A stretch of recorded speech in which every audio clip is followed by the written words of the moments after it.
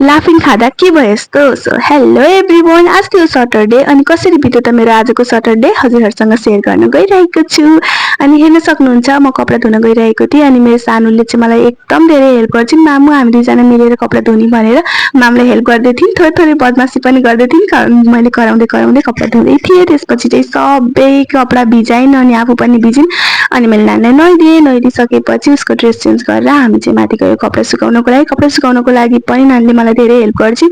अनि मैले अगाडि क्यामेरा ठडाएको देखेर क्यामेरामा आउँदै हेल्लो गर्दै मलाई कपडा दिँदै यसरी हेल्प गरिरहेकी थिइन्, मलाई रमाइलो मानिरहेकी थिइन्। अनि मैले पनि सबैजना कपडाहरू सुकाएँ। कपडा सुकाइसकेपछि मैले सधैँ गन्छु कि कपडा हावाले उडाएर कता कता पुऱ्याउँछ। अनि नानीले पनि यसरी गन्ने मामु भनेर कपडा गनेर देखेन्। अनि यति गरिसकेपछि नानीले यति गरिसक्दा त भोक नलाग्ने कुरै भएन। अनि नानीलाई भोक लाग्यो। त्यसपछि मैले नानीलाई दहीमाम दिएँ, दहीमाम खान्छु भनेर। अनि दहीमाम दिइसकेपछि अनि भिडियो गरिदिएको त कति भिडियो र भनेर मामसँग रिसाइरहेकी थिइन्। अनि भयो दिउँसोसम्म मैले माथि गएर कपडा हेरेको त आधा कपडा भुइँमा पुगिसकेको रहेछ। अनि मैले सबै कपडाहरू उठाएर लिएर आइसकेपछि अब पटाएर राख्नु पर्यो भनेर सबै कपडाहरू पटाएँ।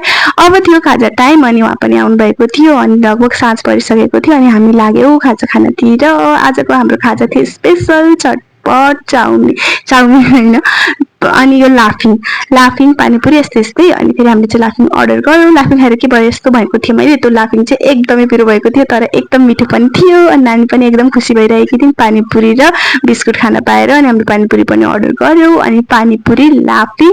त्यसपछि हाम्रो लाफिङले पेट भरेन, फेरि लाफिङ अर्डर गऱ्यौँ। अनि यसरी आजको दिन बित्यो। हजुरको कसरी बित्यो? थ्याङ्क्स फर वाचिङ साथीहरू, बाई बाई।